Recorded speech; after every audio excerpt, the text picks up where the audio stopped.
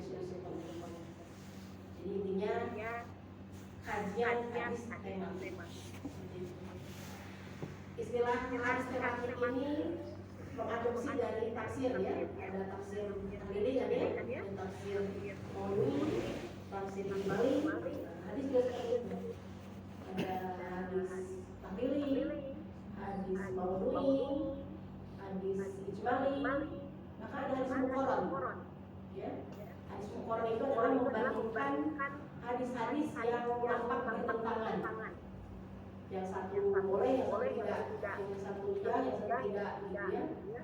Misalnya ada hadis larangan menulis hadis pada masa Nabi, ya. Latak tubuhani goirol Quran, misalnya itu kan melarang. Tapi nanti berikutnya ada hadis yang membolehkan, boleh Aisyah, misalkan contohnya itunya, ada atau hadis kayak gitu. Nanti dua hadis yang bertentangan itu bagaimana penyelesaiannya? Nah itu nanti dikaji dalam hadis muqarrar, yaitu melibatkan atau apa namanya uji ya, uji marju, masa mansuh, al-jam'u gitu ya, dan lain sebagainya. Seperti itu. Dan itu kaitannya dengan apa namanya ilmu talaqul hadis. Jadi ada beberapa teori-teori lain yang bisa digabungkan dalam hadis.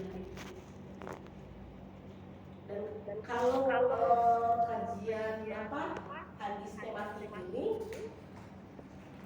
lebih ke ilmu syarah hadis ya, kan merupakan bagian dari ilmu hadis ya. Macam ilmu hadis banyak.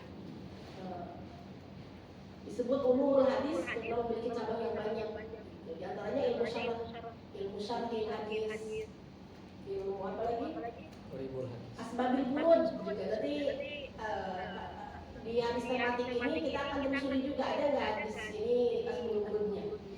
Karena itu nanti akan memberikan apa namanya pemahaman terhadap hadis itu, melihat situasi atau konteks hadis itu diurutkan. Ya, apakah hadis ini dimaknai secara tekstual, kontekstual, gitu ya. Dan itu diantaranya ada asbabul wurudnya, ada ilmu syarah hadisnya,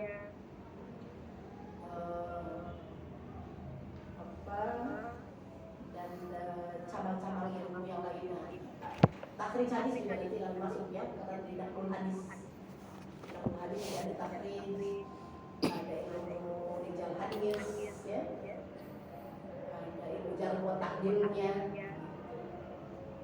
Jadi pendekatannya dengan berbagai ilmu dalam dari cabang-cabang ilmu hadis itu sendiri, berkaitan dalam naqlul hadis dan juga fahmul hadis.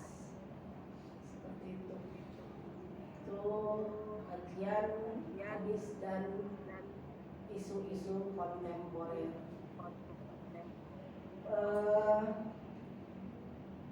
Sebentar saya lihat dulu ya. RPS.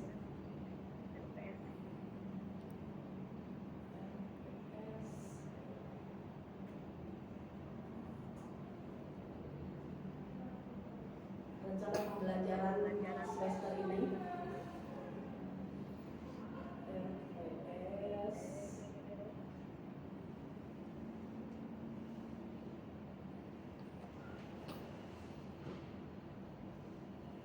Ini ya, saya share dulu ya, ada itu ya.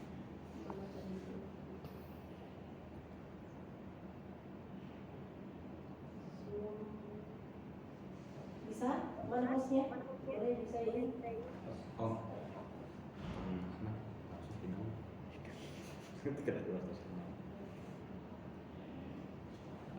Adminnya itu Bu Pak Ustaz Ahmad Hifzillah. Mohon maaf. Oh, Ustaz Ahmad. Ya. Ustaz Ahmadnya ada. Kayaknya tidur siang.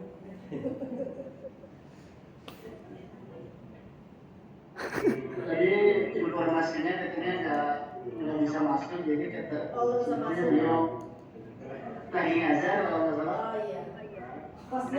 Kosnya nggak dipindahkan ya.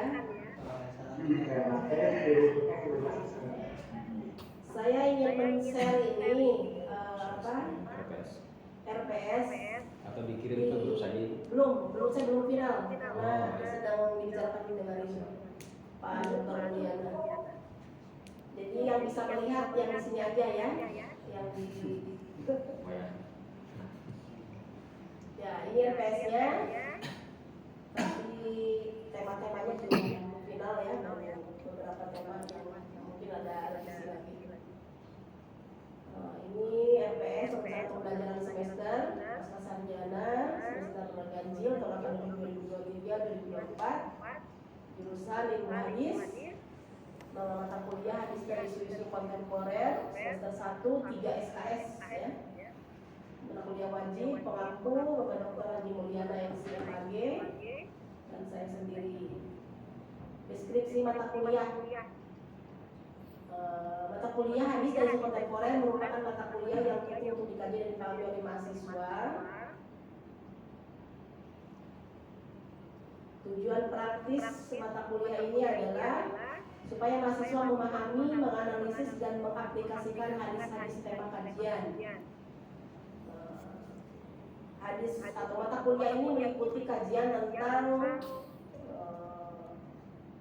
metode hadis tematik ya.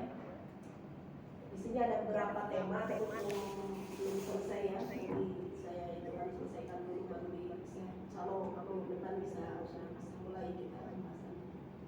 Tapi sebelum ke tema-tema ini saya akan berikan pengantar tentang sistematika penyusunan ininya. Penulisannya seperti apa ya. Nanti ada tahlilnya, ada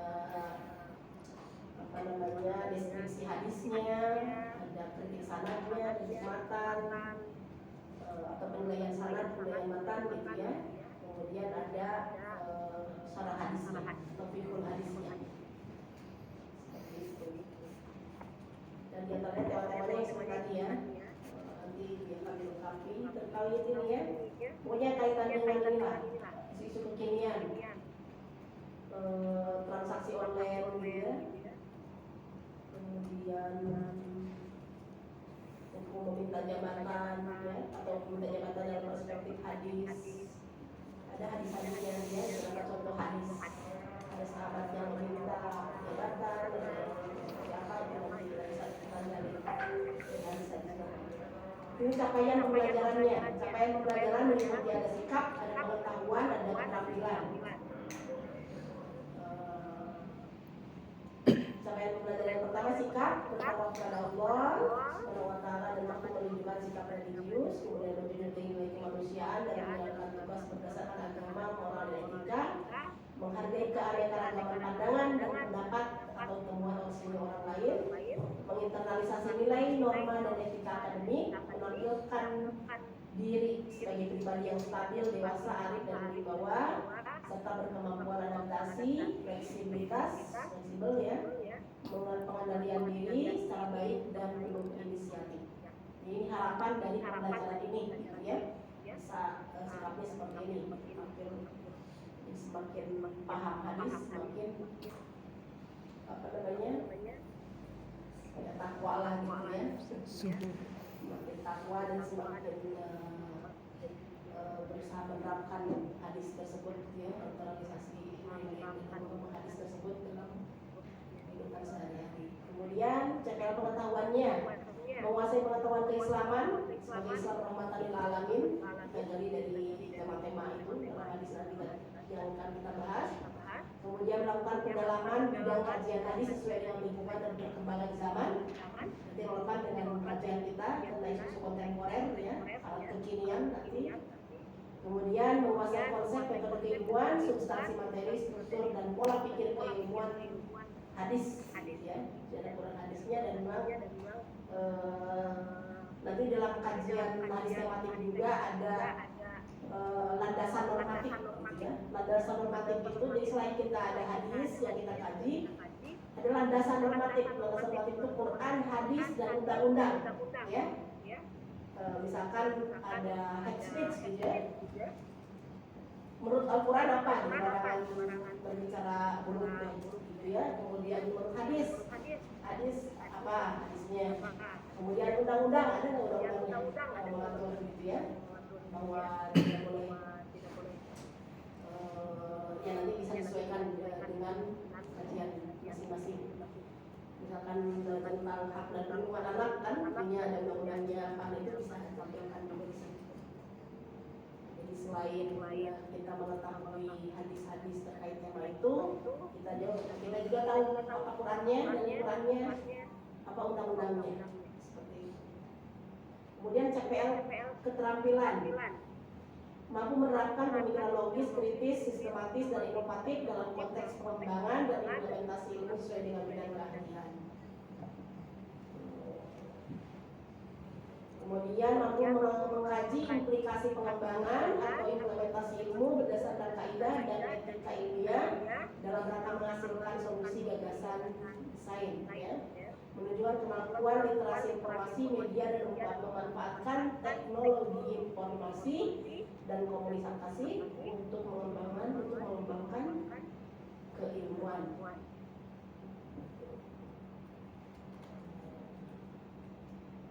Ya, ini CPL-nya.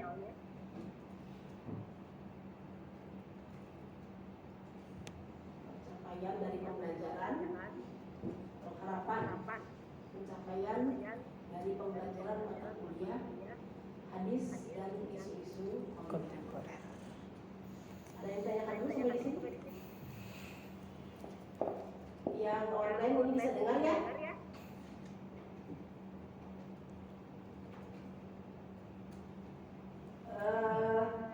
Ini ada satu lagi nih, Ustaz Hafiz Imam Alwas. Iya, hadir. Iya. Belum kenalan, yang lain sudah kenalan nih. Ustaz Hafiz silakan. Oh iya, padahal tadi sudah apa nih, tapi tidak disebut. Oh gitu? Sedih sekali. Perkenalkan, nama saya Hafiz Umar, asal dari Garut. Asal sekolah STIP versus Garut juga. Oh iya. Begitu. Baik. Ini dari awal. Oh iya. Maaf ya, tidak kelihatan ya. Gaib. Kemudian itu siapa? Ustaz Hakim Nurul Iman. Ini udah Bu, saya ini. ingin nge-record buat kenang-kenangan gitu. Oh gitu. Buat Screenshot gitu ya. buat apa? Buat belajar kembali gitu. Oke, ada Hakim yang kedua. Ada Hakim saya gitu ya. Tadi udah izin ke Kosma. Oh iya.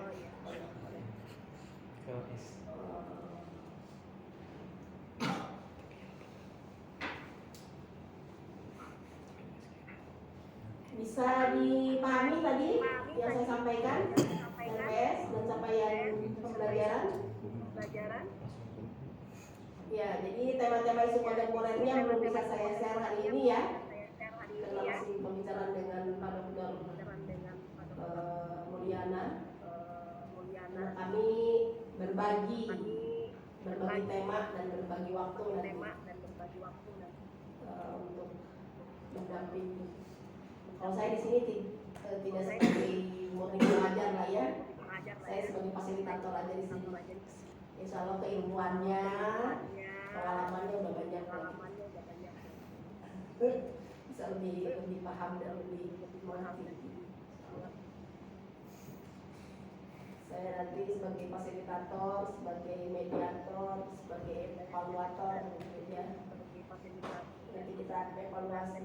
Jadi semester ini insya Allah kita akan melaksanakan perkuliahan sebanyak 16 pertemuan ya. 16 pertemuan. Tapi saya belum lihat di kalender apa sampai 16 kali pertemuan. Karena akhir perkuliahan itu kalau tidak salah 23 atau 24 semester. Iya, 23 ya? 23. Jadi bisa dihitung tiap hari Senin, kecuali hari merah kali ya, tanggal merah, tanggal libur, bisa dihitung. Nanti kalau jadwal kerja biasa, mudah-mudahan 16 kali pertemuan kita bisa laksanakan. Tapi kalaupun kurang tidak apa-apa, ada dispensasi sampai 14 kali tidak apa-apa. Nah dari 16 kali pertemuan itu pertama kontrak perkuliahan sekarang ya, kemudian nanti di tengah-tengah pada pertemuan ke-8 UTS ujian tengah semester, dan nanti di akhir ke-16 adalah UAS ujian akhir semester. Itu evaluasinya di UTS UAS. Tapi untuk penilaian nanti menjadi nilai akhir untuk IPK itu kumulatif dari beberapa aspek, dari kehadiran, dari pengerjaan tugas, ya, presentasi makalah juga, selain tadi UTS dan UAS tadi. Dan insya Allah nanti perkuliahannya tidak hanya sekedar metode ceramah, kalau kita ceramah setiap minggu pasti ada. Kita akan diskusi dengan menugaskan setiap mahasiswa untuk membuat makalah. Ya, kita sama-sama sering materi, kemudian jadi nanti kalau ini 17 mahasiswa yang aktif 18 nanti saya akan buatkan 18 tema, ya, 18 tema, setiap orang memiliki tema sendiri-sendiri untuk dibahas. Nanti ketika presentasi, mungkin ketika satu pertemuan ada 2 orang sama-sama. Nanti kalau sudah ada tema-temanya, sudah ada ininya apa? Kosma? Sudah. Sudah ya. Siapa Kosmanya? Tidak konsensus. Nanti saya kirim ini saja. Saya kirim daftar tema, nanti dibagi aja sama teman-teman yang lainnya. Siapa yang tema ini silakan. Dan kalau bisa didistribusikan di tiap tanggal berapa, misalkan ya, ini siapa, disampaikan.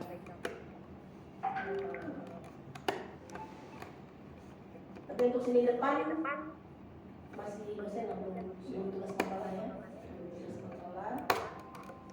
akan kami sampaikan juga terkait sistematika penulisannya seperti apa, kemudian aspek-aspek apa saja, atau apa namanya, misalkan harus ada takrisnya, harus ada kritik sanad matannya, ada bahul hadisnya, ada sanad motifnya dan sebagainya, konteks kekiniannya, nanti bisa disampaikan di depan lebih detail ya.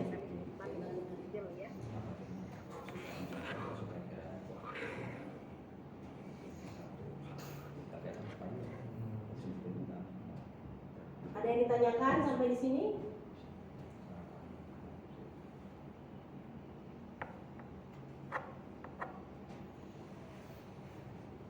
Cukup jelas? Cukup jelas. Yes.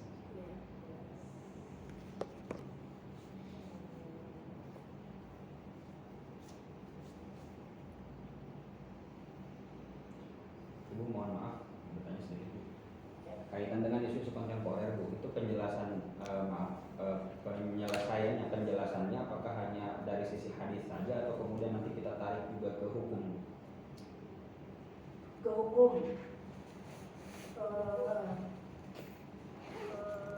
Kayaknya kalau terlalu luas nggak cukup. Maksudnya hukum fikih misalnya kalau tadi kata Ibu contohnya meminta jabatan dalam Islam, itu kan perspektifnya hadis pasti. Hanya apakah kemudian tapi yang saya maksudkan hukumnya itu hukum berbasis hanya hadis saja atau kemudian kita juga bisa tarik ke ranah hukum fikih, karena biasanya kalau sudah kaitannya dengan hukum biasanya juga membahas sedikit banyak tentang fikih. Ya, bisa misalkan di kaitan dengan hadis-hadis hukum ada pendapat para imam Hanaifah Ta'ah, itu bisa dicantumkan juga di situ. Ya. Jadi kita ketika mensyarah hadis itu bukan mengikuti pemikiran ulama kontemporer sekarang, pendapat kita gitu ya, atau analisa kita dari apa, tapi tentunya yang pertama disampaikan adalah pendapat para ulama terdahulu gitu ya, ulama terdahulu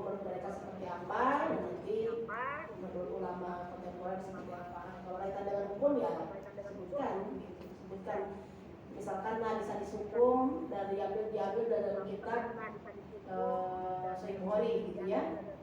Nah itu tentunya nanti kita buka syarahnya dari Fathul Bari misalkan ataupun Sari gitu ya, ataupun salah-salah yang lainnya, ataupun dari kitab-kitab yang ada penjelasan dari ulama-ulama yang pembahasan arba'ah atau imam-imam yang lainnya terkait yang terkandung dalam hadis tersebut. Jadi kita merujuk juga dari pendapat para ulama.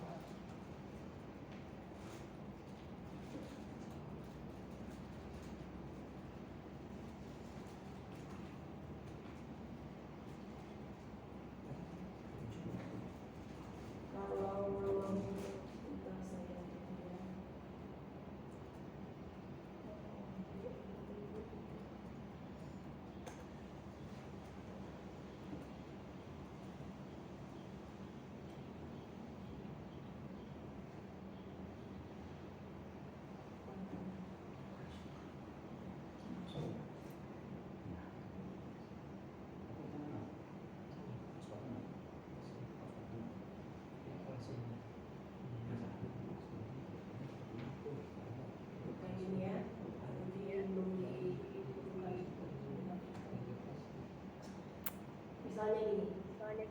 Tapi nanti kita sepakati saja tulisannya mau berbentuk makalah atau artikel jurnal. Ya. Saya berikan gambaran dulu yang makalah seperti ini. Isinya ada 2-3 bab. Bab pertama pendahuluan. Ada A-nya latar belakang masalah. Latar belakang masalah. Dan kalau isu kontemporer itu fenomena di masyarakat seperti apa itu bisa disampaikan di sini. Jadi mengapa hal ini menarik untuk dibahas atau apa yang menjadi ketertarikan peneliti ya membahas tentang tema ini. Kemudian rumusan masalah, misalkan rumus masalahnya bagaimana kualitas hadis tentang hijab misalkan ya. Kemudian duanya bagaimana kandungan hadis tentang hijab dari hadis yang dibahas sebelumnya. Kemudian ketiganya adalah bagaimana implementasinya dalam konteks kekinian misalnya ataupun apalah yang dirasa perlu untuk disampaikan oleh peneliti bisa dibahas. Tapi tidak harus ngomong tadi yang seperti yang saya sampaikan, bisa sesuai dengan keingintahuan ataupun hal apa yang ingin disampaikan oleh peneliti kepada pembaca ya, di rumusan masalah. Kemudian C-nya ada metode pendekatan dan teknik analisis. Ini lebih ke metodologi penelitian hadis ya. Metodologi penelitian hadis. Berbeda dengan kalau penelitian ada kuantitatif begitu ya. Di hadis juga kualitatif, tapi metode-metodenya ada yang khas gitu ya, seperti teknik analisisnya ya, teknik analisis datanya memang konten analisis, tapi untuk menganalisis pemahaman hadisnya ada tekstual, apa itu tekstual gitu ya, intertekstual, kontekstual, interpretasionis dan sebagainya. Kalau tekstual itu sesuai teks hadisnya. Kalau intertekstual hadis dipahami dengan hadis yang lain atau ayat yang lain atau ayat ya. Jadi memahami hadis dengan atau tafsir bil ma'thur gitu ya. Kalau tafsirkan hadis juga paham hadis bil ma'thur dengan ayat dengan hadis. Kemudian kontekstual dipahami sebab urutnya apa, kemudian kondisi hadis itu disampaikan seperti apa gitu ya.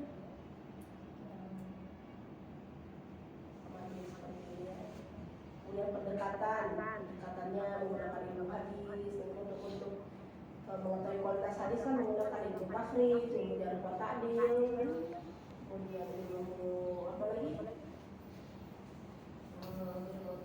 Rijal hadis Nuzul hadis. kemudian Muhtalaf. memahaminya. Kalau kaitan dengan isu kontemporer lebih pada kemasyarakatan kan, ada sosiologisnya, ada antropologisnya, dan metode yang digunakan, ya, metode tematik, langkah-langkahnya apa saja dalam menyusun. Kemudian ada takhrij hadis. Takhrij hadis itu mengumpulkan hadis-hadis dari berbagai sumber, ya, menelusuri hadis dari sumber apa, atau satu hadis sudah kali ditemukan dan ingin diketahui ditelusuri itu sumbernya dari kitab apa saja. Ada berapa kitab yang memuat hadis itu, gitu ya. Kalau pengertian di sini kaitan dengan tema, misalnya tadi temanya tentang hijab dalam perspektif hadis, pengertian hijab para hadis seperti apa, baik etimologi, terminologi, dan apa saja pengertian yang berkembang pada masa sekarang. Kemudian landasan normatif tadi, landasan normatif perintah Al-Quran, perintah hijab itu apa, ya, dalam Qurannya, dalam hadis juga apa. Kalau ada yang undang-undang seperti apa. Kalau kaitan dengan pornografi dan pornografi dalam perspektif hadis, gitu ya. Kalau ada undang-undangnya, tentukan. Misalkan contoh lain, judul tentang hak dan perlindungan anak, gitu ya. Undang-undangnya apa, hadisnya apa, undang-undangannya apa. Undang-undang nomor sekian atau sekian yang membahas tentang hak dan perlindungan anak. Kemudian tadi kan ada takhrij, sudah menemukan satu hadis tuh, ya. Satu hadis ini berasal dari kitab apa saja. Nah, di sini di C ini hadis itu disebutkan dan lengkap dengan sanadnya. Ada sanad siapa, an siapa. Sebutkan di sini lengkap sanad dan matan. Dan nanti di D ini semua matannya dicari biografinya, gitu ya. Matannya, sanadnya dicari biografinya, kualitasnya atau penilaian ulama terhadap perawi tersebut, dan juga matannya. Apakah bertentangan dengan Quran, bertentangan dengan hadis yang sahih, bertentangan dengan sejarah, bertentangan dengan suratullah, dan sebagainya. Nanti ada beberapa teori terkait kesahihan matan, ya. Ini syarahnya. Sebenarnya ini bisa diringkas ini, ya. Yang kritik sanad dan matan kita dan takhrij ini bisa kita Gabungkan. atau kritik hadis ini bisa kita simpulkan, tidak dilakukan takhrij hadis secara mandiri sendiri, gitu ya. Dari kitab, kemudian siapa perawinya, mencari perorangannya, bagaimana penilaian ulama dan kualitasnya, gitu ya, biografinya. Kalau biografi ya, tapi ya kalau penilaian hadis nanti, ini kan hasil dari kritik hadis ini, sanad dan matan ini kita bisa mengetahui kualitas hadis sahih atau hasan atau dhaif, gitu ya, atau asal laku, gitu ya. Nah, setelah melakukan kritik sanad, kritik hadis. Nah, untuk kritik hadis, selain kita bisa melakukan secara mandiri, melakukan penilaian, takhrij, ya, untuk mengetahui kualitas, kita bisa merujuk dari kitab-kitab takhrij. Banyak para ulama yang sudah menyusun hadis-hadis dalam kitabnya dan sudah diberikan penilaian, gitu ya. Misalnya kitab Maqasidul Hasanah karya Ibnu As-Sakhawi, kitab Al-Iraqi, kitab Al-Haisami, ya, kitab Ibnu dan sebagainya, kitab-kitab yang sudah diberikan penilaian. Itu boleh kita rujuk kalau kita tidak melakukan kritik sanad dan matan sendiri. Kemudian syarah hadis. Syarah hadis itu yaitu tadi menurut ulama terdahulu, ya, menurut para ulama klasik, para ulama madzhab arba'ah, atau para ulama dalam kitab-kitab, ya,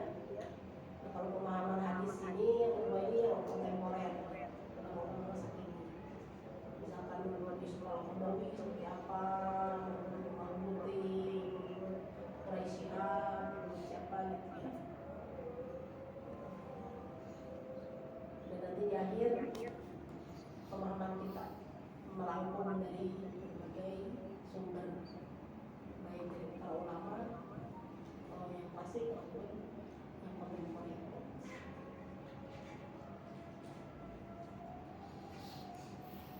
Jadi intinya ada dua nih di sini nih, tahrij dan kritik hadis ini adalah naqdul hadis disebutnya, dan syarhul hadis ini yang keduanya, taufiqul hadis.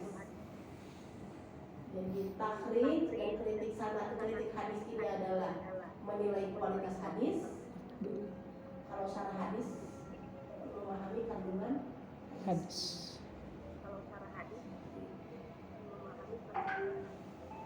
Kalau terbiasa, kalau yang jurusan hadis satunya biasa ya. Tapi bedanya kalau S2 lebih mendalam lagi analisisnya gitu ya.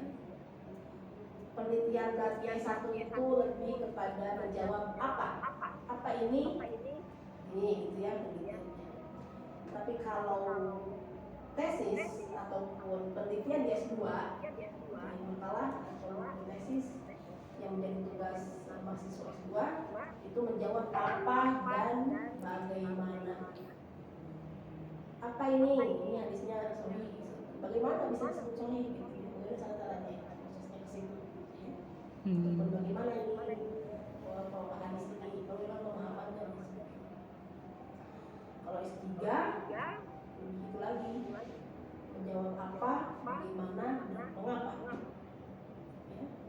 Jadi masing-masing jenjang itu tingkat kedalaman isinya lebih dibanding yang sebelum-sebelumnya. Jadi makalah S2 jangan sama dengan makalah S1.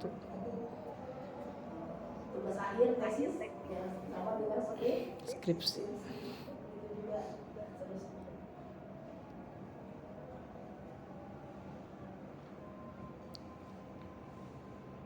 Pentingnya kesimpulan penutup, isinya kesimpulan dan implikasi.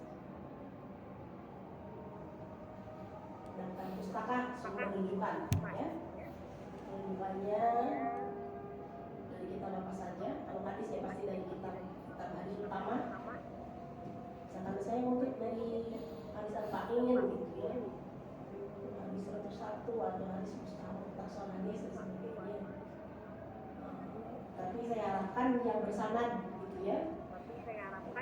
Jangan dari kitab-kitab yang mengutip dari kitab inti gitu. Langsung saja ke kitab inti.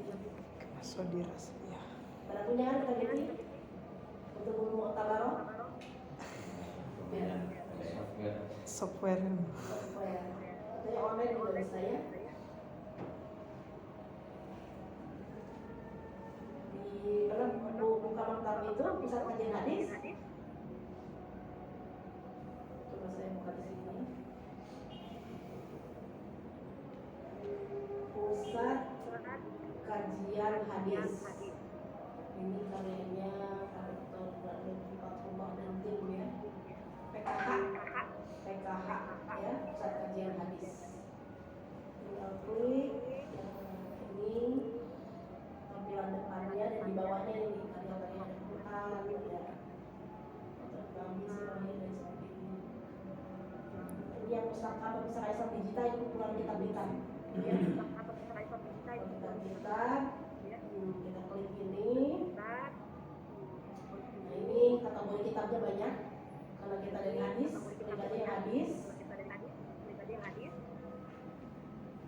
Nah maktabah hadis itu ya dari tiga, ada kitab ilmu hadis, ada kitab rijal hadis, dan kitab matan hadis. Kalau mau mencari hadis kita klik yang ini. Kalau mau tahu biografi para sahabat, para tabiin, para perawi hadis, di rijal hadis. Kalau mau tentang kaidah hadis, buka di sini ya. Jadi kitab-kitab ilmu hadis ada di sini. Ini yang matan nih, yang bersanad dari kitab-kitab utama ya. Kitab yang bersanad. Nah, model ini sesuai dengan model penulisannya. Ada yang Sahifah, Anza, Musnad, Muwatta, Sahih, Sunan. Kita misalkan Sahih Bukhari, Muslim, sini. Yang Bukhari tinggal klik, mau kitabnya, mau ringkasannya, mau syarahnya, kajiannya, kitabnya. Kitabnya klik, nah di sini kita klik. Ya. Dengan berbagai muhaqqiq yang beragam, kamu pilih yang mana?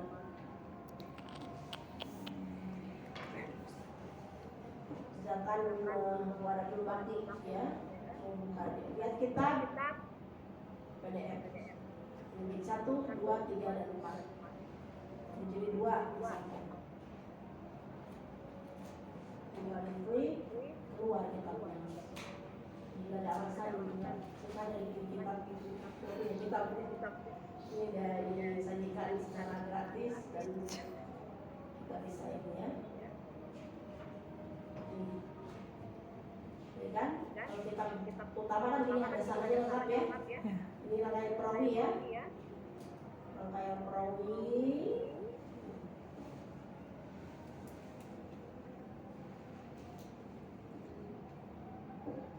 Dan enak bacanya. Ini.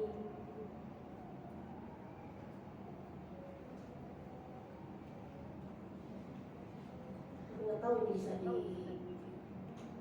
blog dikutip nggak? Apa namanya di podcast nggak? Scanner biasanya nggak bisa. Jangan ya. Oh boleh ya.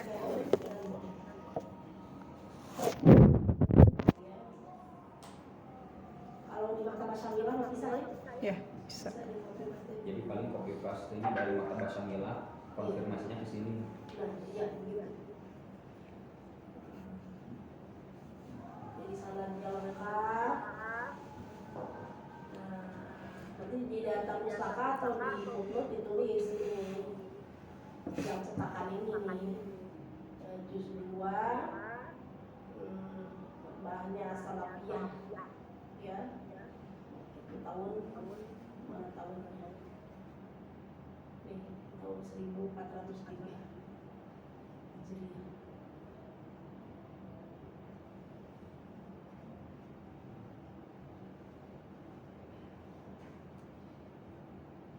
Begitu ya.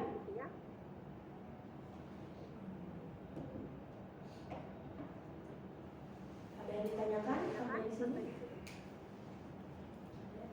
Ini untuk Bu Doktora mau ditanyakan terkait pemahaman hadis. Nah, untuk pemahaman hadis itu kan kita baca dari syarah-syarah kita terdahulu. Nah, bagaimana kalau kita pernah dengar atau apa gitu, tapi tidak ada dalam buku-buku terdahulu yang bukan terkini, tapi ulama-ulama Asy'ariyah yang masih ada gitu. Apakah boleh? Contohnya dari segi rekaman gitu dan belum tertuliskan, tapi pemahaman ini jauh berbeda terhadap dari syuruhat ulama yang sabiqin, tapi pas dicerna emang wah benar begini, apakah boleh itu bisa tidak harus selalu dari kitab ya, tidak harus selalu dari buku, boleh dari materi-materi ceramah ataupun materi-materi dalam seminar.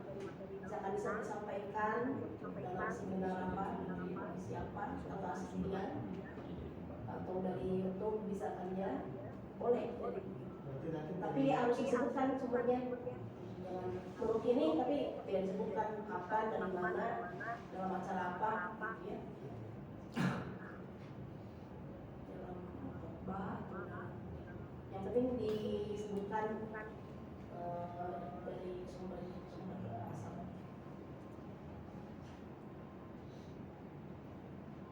Ada lagi?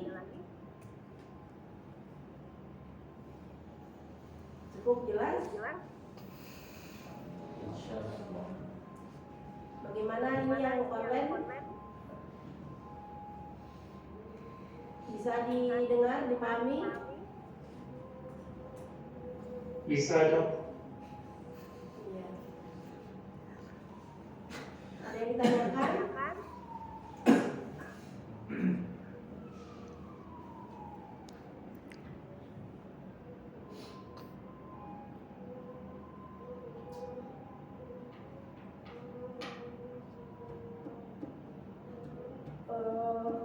Sudah pada punya begini? Dibagi nggak yang baru ya? Belum. Belum. Coba tanyakan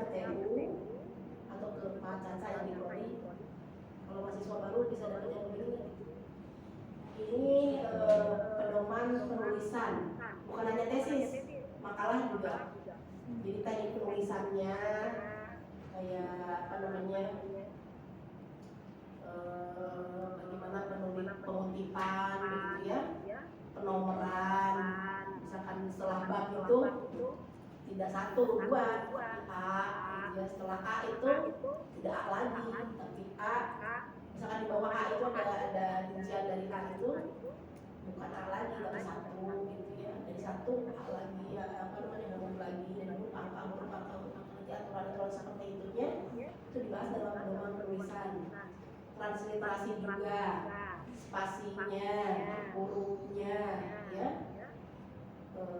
cara pengutipan langsung, tidak langsung, penomoran, kemudian kalau makalah itu tepi atasnya berapa, ya, berapa senti, berapa itu diatur dalam buku pedoman penulisan. Jadi manfaatnya terbiasa menulis makalah atau artikel ketika di semester 1, 2, dan 3 itu supaya nanti penulisan tesis bisa lebih lancar gitu ya. Jadi kalau terbiasa menerapkan teknik penulisan yang ada dalam pedoman penulisan, nanti tesis bisa lebih cepat menulis sudah. Jadi udah hafal ketika apa namanya semester 1 semester 2 sudah dipraktekkan semua teknik penulisan gitu ya. Jadi ketika menulis tesis tugas akhir sudah tidak susah lagi. Tinggal fokus ke pengumpulan bahan untuk materi-materi penyusunan tesis. Seperti itu. Jadi jangan mengeluh nanti ya kalau tiap mata kuliah ada tugas makalah ya. Karena memang biar terbiasa menulis ini makalah atau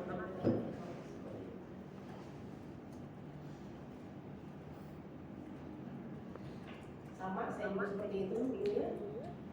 Apalagi dulu saya S2 jurusan hadis itu cuma 6 orang, berapa mata kuliah sama mata kuliah seperti berapa sekarang? 6. Masih di 6 mata kuliah, berapa kali pertemuan? Masing-masing 13 kali pertemuan, sedangkan masing-masing cuma 6. Jadi satu orang itu bisa berkali-kali kalah tiap minggu makalah 2 makalah itu S2. S3 lebih parah lagi, cuma 3 orang seminggunya 3-4 makalah harus presentasi gitu ya. Kalau banyak begini enak satu mata kuliah lain.